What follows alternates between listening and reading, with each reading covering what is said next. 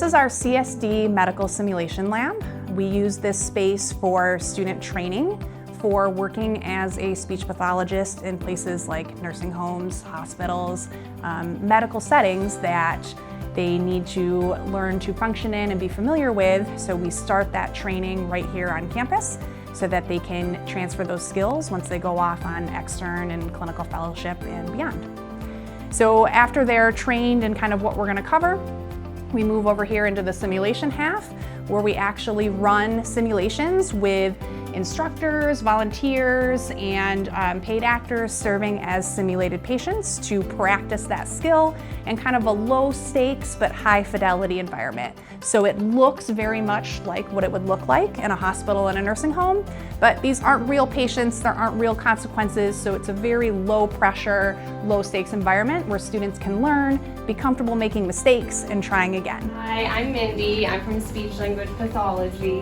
It's nice to be able to be in the medical setting, but have it be a low risk situation where I'm free to maybe pause, ask questions, ask for clarification, and I can receive that immediate feedback right there in the session, so that then later when I go on externship, I can maybe have a bit more confidence in a setting and be familiar with some of the equipment and be familiar with some of the terminology that's used. So today I was administering a couple of assessments for cognition on a simulated patient who had experienced a stroke. So we were just asking questions to see how their working memory was functioning, if they could follow directions, how their reading and writing was, so that we could take that and then make some more clinical decisions.